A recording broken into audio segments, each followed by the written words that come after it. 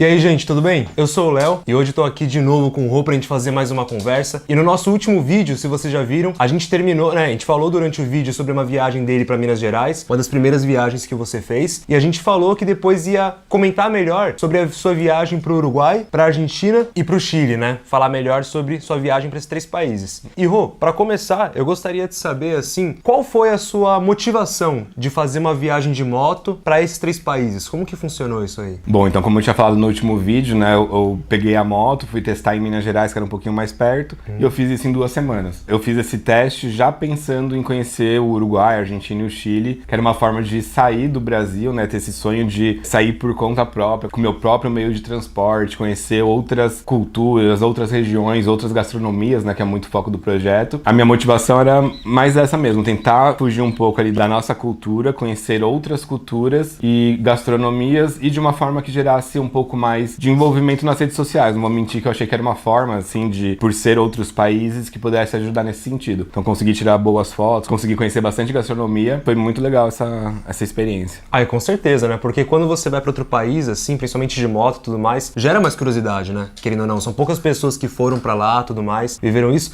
E quanto tempo durou essa viagem? Então, essa viagem, o total foram 5 meses, né? Eu tinha passado um pouquinho mais de um mês ainda no Brasil, né? No sul do Brasil. Então foram 40 dias. Então no total foram 4 meses de viagem aí por esses países. Isso aí é coisa pra caramba, né? É bastante tempo. Tá louco. E uma questão também que, tipo, é uma curiosidade minha e com certeza de muita gente, né?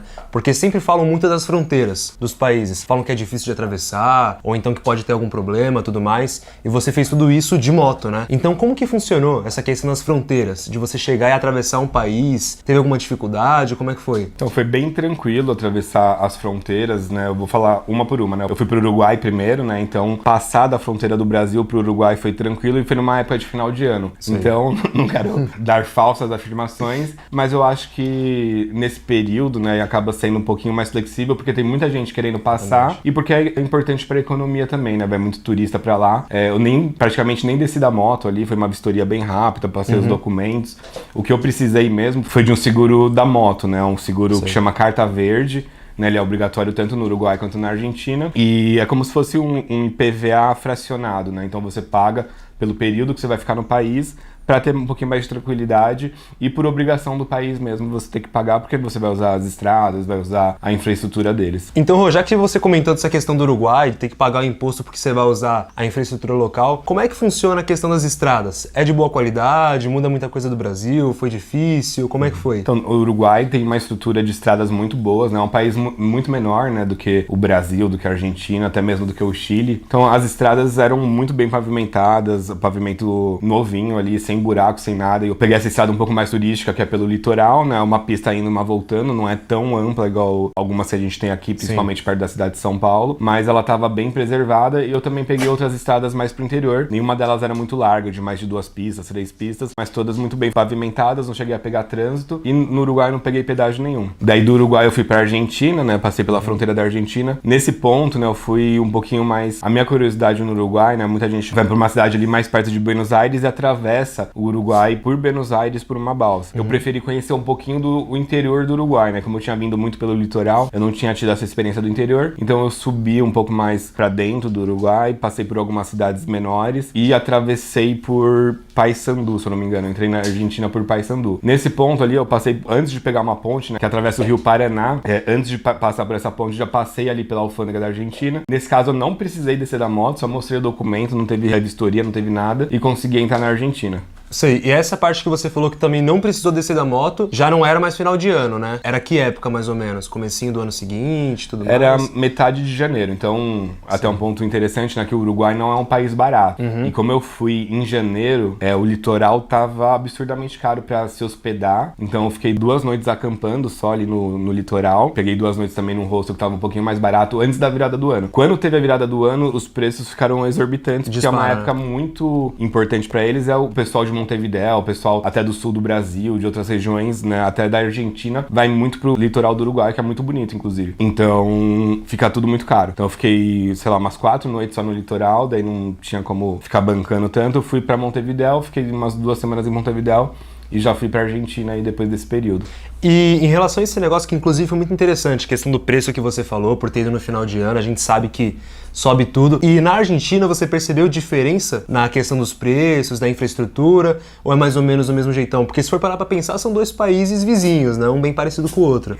Na Argentina o preço estava bem mais barato, assim, na conversão oficial os custos são muito parecidos com o do Brasil. Então nessa época que eu tava lá, né, as coisas estão mudando um pouco. Mas quando eu tava lá, se você fizesse a conversão, né, o pessoal fala quem converte não se diverte, mas você colocar na ponta do papel ali os custos eram parecidos. Eu sentia que o serviço era muito barato, sei lá, cortar o cabelo era como se fosse R$10, R$15. Sonho. Aqui em São Paulo, por exemplo, tá mais de 20, R$30 no mínimo, mesmo pra raspar, por isso que tá... Exatamente. E lá eu achava que o serviço era muito mais em conta, então isso refletia até nos restaurantes. Então se você vai no mercado, a diferença de preço para o mercado para um restaurante, assim, em geral, né, eu não achava que tinha tanto esse custo do serviço embutido, eu achava relativamente barato comer em restaurante também. E comprar coisas eu acabei não comprando, né? Não, e das estradas também, né, como a gente falou do Uruguai, as estradas da Argentina já não estavam tão conservadas a maioria, né, já tinha um pouco mais de buraco, eram todas pavimentadas ali nesse trecho mais pro norte do país, né? Então todas tinham pavimentação, tinha uma via indo, uma voltando, todas com Sim. um acostamento ali pelo menos. E daí só um pouquinho mais pro sul, depois de Mendonça, que eu passei em algumas estradas de rípio, que eles chamam, né? Que daí é uma mistura de terra com pedra. Sei, entendi. E por último, assim, dessa ordem, né, de fronteiras, a sua passagem pela fronteira do Chile, como é que foi? Então, a do Chile foi um pouquinho mais rígida, daí lá no Chile tive que descer da moto, abrir o baú da moto, tive que mostrar que não tinha nada, tinha um pacotinho de amendoim, eles queriam meio que confiscar, porque eram grãos e não pode entrar com nada orgânico no Chile, né, eles são bem rígidos nesse sentido, até pelo ecossistema deles ali, mas aí no final, como era um amendoim torrado, eles deixaram, a mochila deu uma chorada ali, que eu ia ter que soltar tudo e não sei o quê, então eles só deram uma revistada ali, acho que passou um cachorro até pra dar uma cheirada, e não tinha nada demais, assim, eles deixaram eu entrar. Sei. Mas foi o país mais rígido nesse sentido, que demorou mais ali pra passar pela alfândega, mesmo sendo uma fronteira não tão movimentada, né? Eu entrei saindo de Bariloche e indo pra Osório, que é um pouquinho ali no meio, na verdade, né? Não é tanto pro sul, nem pro norte, já é um pouquinho mais abaixo do centro, né? Mas não chega a ser aquele sul mesmo que o pessoal fala, né?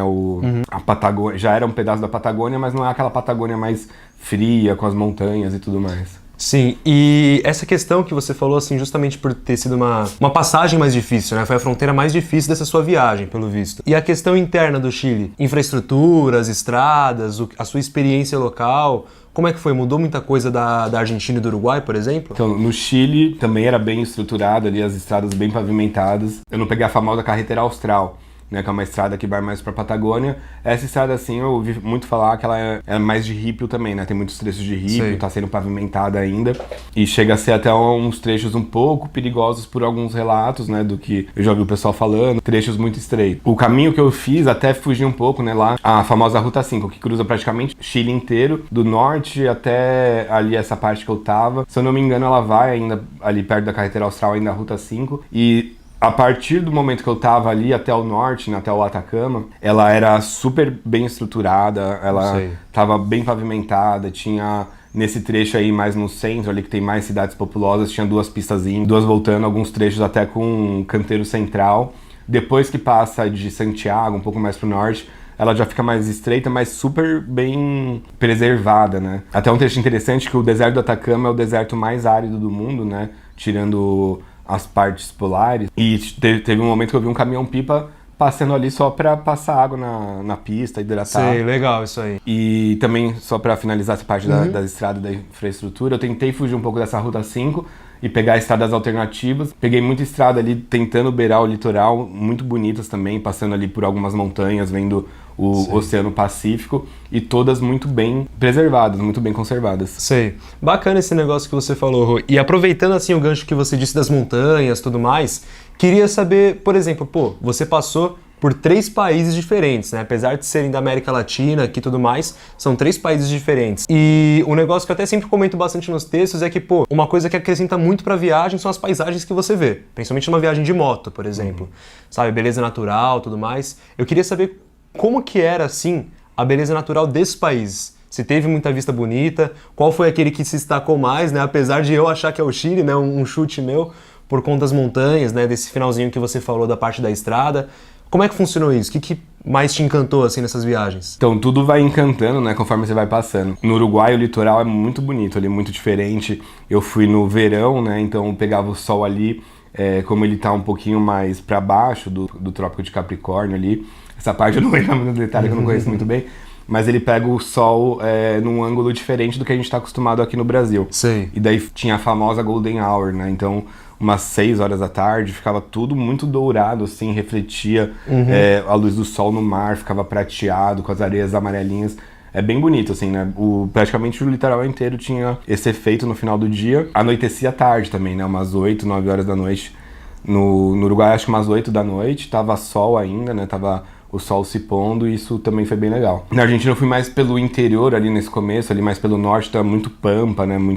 Não tem muita montanha, muito trecho bem reto mesmo, passava retas e retas e retas, intermináveis, com fazendas ali ao redor. Daí quando eu fui pra Mendoza é muito bonito também, uma cidade cheia de montanhas ao redor ali, muito famosa pela vinícola, pelas referências espanholas ali ainda, né? Então tem uma arquitetura diferente de outras cidades da Argentina, uma estrutura um pouquinho maior do que outros lugares. E lá eu passei pelos Andes pela primeira vez. Eu fiz um passeio meio que bate-volta ali, passando pelos Andes, e é incrível passar no meio ali dessas montanhas enormes pela primeira vez de moto. Tava sozinho, encontrei um colega que eu fiz no meio do caminho, mas foi uma sensação incrível, assim, tipo, não dá nem pra explicar direito, você passando ali na estradinha pequena, perto das montanhas gigantes. E daí na Argentina, mais pro sul, foi muito bonito também, teve umas montanhas aí, a parte de Bariloche é linda. E o Chile surpreendeu um pouco mais, né, que o Chile muda muito a geografia também, né, como ele é um país estreito e longo, né, então é muito diferente o que eu vi ali no sul do que eu vi no Atacama.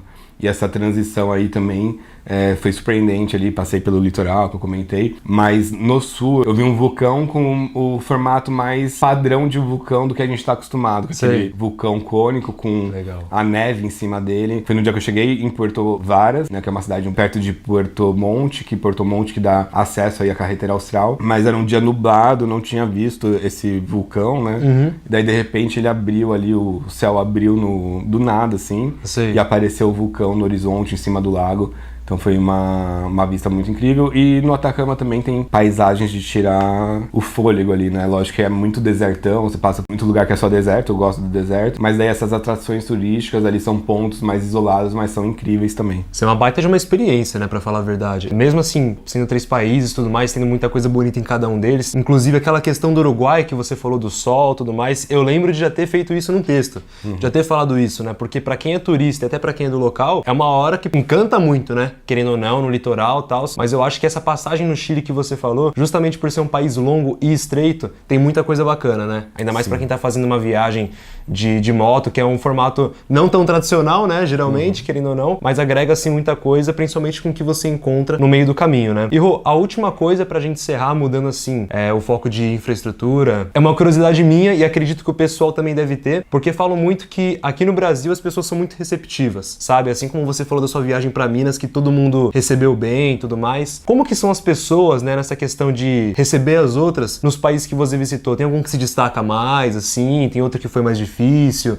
Como é que foi? Então, no Uruguai as pessoas não são tão calorosas, né? Comigo, pelo menos, não chegaram ali no meio da rua, começaram a conversar e não sei o que, igual aconteceu na Argentina. Mas no Uruguai, sempre que eu precisei, tava meio perdido em Punta del Diablo, parei do lado de uma casa, a família, não, pode vir, pode entrar, me chamou meio que pra dentro da casa, pegaram o celular, me mostraram pra onde que eu tinha que ir. Então, sempre que eu precisei, eles fizeram o máximo possível pra me ajudar. Na Argentina, eles são muito calorosos, né? Então, me paravam na estrada, você tá viajando, pra onde você vai, não sei o quê, tipo, abraçava, falava, queria tirar foto na minha moto, queria fazer um monte de coisa, mas nunca passava o endereço, falava vamos almoçar, mas nunca passava o endereço. Acho até bem parecido com o que eu tô acostumado aqui no sudeste do Brasil, pelo menos, né, que a pessoa que é super calorosa ali, não tanto em São Paulo, né, mas que é super calorosa, mas não passa o endereço, aquilo se encerra naquele momento. É o famoso vamos marcar, né? É o famoso vamos marcar. No Chile, eu achei que foi o melhor dos dois lugares, assim, as pessoas eram calorosas, não em excesso, mas te ajudavam ali sem você nem pedir, às vezes, né? Então, Algumas coisas que marcaram foram na estrada. Também é sorte, né? Não dá pra generalizar nenhum dos casos, mas inclusive na Argentina eu passei um perrengue que a família me acolheu super bem ali, me deram comida, deixaram eu acampar na casa deles, mas isso é assunto pra outro vídeo. E no Chile, eu tava falando os exemplos, né? Então teve eu viajando de moto, conheci uns caras viajando de moto também, eles me pagaram café da manhã, passaram o contato do primo, do sobrinho, sei lá, de quem que morava na próxima cidade que eu ia pra me ajudar se eu precisasse. Quando teve a pandemia, né, eu tava no Atacama e 2 caras que eu conheci também viajando de moto me deram todo o suporte, deixaram eu ficar na casa deles por um dia, deixaram minha moto lá por 1 ano e meio, né, então eu senti um pouco mais dos 2 mundos, as pessoas calorosas, assim, né, te param, conversam, não sei o quê, e te ajudam se você precisar também, te dão até um suporte sem você pedir, né. Alguns detalhes, que é esse do telefone, que é eles oferecerem a casa deles pra eu ficar uns dias e deixar a moto. Foi bem legal também. Ah, bacana. Eu particularmente não esperava que na Argentina, a gente sabe que é questão de sorte, igual você falou, mas que na Argentina o pessoal ia ser, assim, o mais receptivo, né? Porque da forma que você falou, lembra até os brasileiros, né? Querendo ou não, de chegar, tudo mais, conversar, tirar foto, ajudar, esse monte de coisa. Então achei bacana. Até a minha teoria é que tem essa certa rincha, eu acho que muito mais pelo futebol e até pela Globo mesmo, na verdade, de gerar essa rincha, porque lá eu fui super bem receptivo. Mas um pouco disso também eu acho que se sustenta porque eu achei que a gente é muito parecido com eles em vários pontos políticos, econômicos, culturais, assim.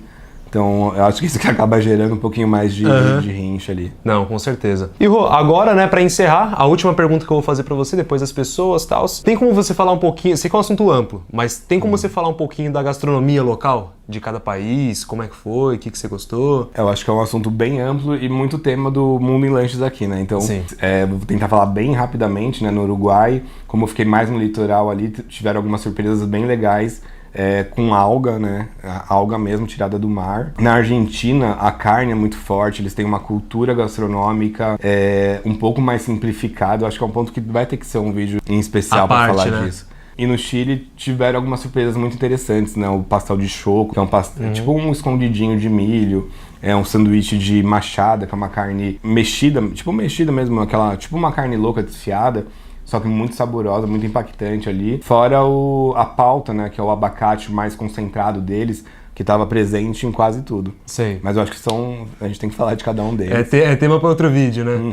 Então, assim, tipo, esse negócio das viagens, como você mesmo falou, é muito amplo. Tanto que essa conversa aqui foi a mais longa que a gente fez até agora, né? Dá pra ver isso aí nitidamente. E aí, pro próximo vídeo, inclusive, eu acho que a gente já pode começar falando exclusivamente, assim, da gastronomia do Uruguai, né? Sim, acho que a gente falar assim, fazer um vídeo de cada país e tudo mais. Então, se vocês quiserem saber melhor sobre a gastronomia, as curiosidades e tal, continua acompanhando a gente aqui, principalmente pro próximo vídeo, que aí a gente já faz pra vocês, tá certo? Se gostou do conteúdo, já deixa uma curtida. Exatamente, aí. Já acompanha a gente, curte tudo mais, compartilha, deixa uma sugestão, né, se tiver nos comentários, fala a parte que você mais gostou. Até desses países aí, se tiver alguma dúvida em especial que a gente possa responder nos próximos vídeos. Se não, vamos acompanhando aí e a gente vai falando.